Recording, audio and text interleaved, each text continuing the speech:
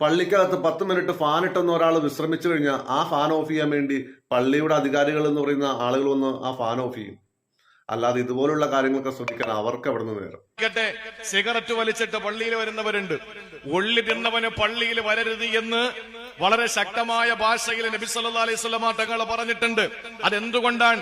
പള്ളിയുടെ ഹുറുമത്ത് നഷ്ടപ്പെടും. ആ പള്ളിയിൽ മറ്റുള്ളവർക്ക് വെറുപ്പുണ്ടാവും.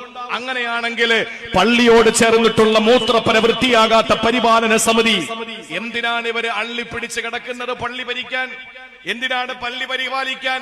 ഓരോ തെരഞ്ഞെടുപ്പുകൾ ഉണ്ടാക്കി ആ തെരഞ്ഞെടുപ്പുകളിൽ എനിക്ക് മത്സരിക്കണം, ഞാൻ പ്രസിഡന്റ് സ്ഥാനത്ത് നിന്ന് മാറില്ല എന്ന് പറഞ്ഞ് വാശിയോടെ നിയമനിർമ്മാണ സഭകളിൽ മത്സരിക്കുന്ന അതേ ഗൗരവത്തോടെ പള്ളിയുടെ പരിപാലനം ഏറ്റെടുത്തുകൊണ്ട് ഇത് പള്ളി പരിപാലനമല്ല, പള്ളി ഭരണമാണ് എന്ന് പറഞ്ഞിട്ട്, പള്ളികളുടെ ഭരണമാണ് നടത്തുന്നത് എന്ന് പറഞ്ഞിട്ട് പരിപാലന സമിതിയിലേക്ക് തൂങ്ങിക്കിടന്നുകൊണ്ട് പള്ളിയുമായിട്ട് ബന്ധപ്പെട്ട ഒരു കാര്യങ്ങൾ ശ്രദ്ധിക്കാതെ അധികാരത്തിന്റെ പവർ ഉപയോഗിച്ചുകൊണ്ട് ഭൗതിക താല്പര്യങ്ങൾക്ക് വേണ്ടിയിട്ട് അള്ളാഹുവിന്റെ പള്ളിയെ ദുരുപയോഗം ചെയ്യുന്ന ഒരു കാലഘട്ടത്തിലാണ് നമ്മളുള്ളത്.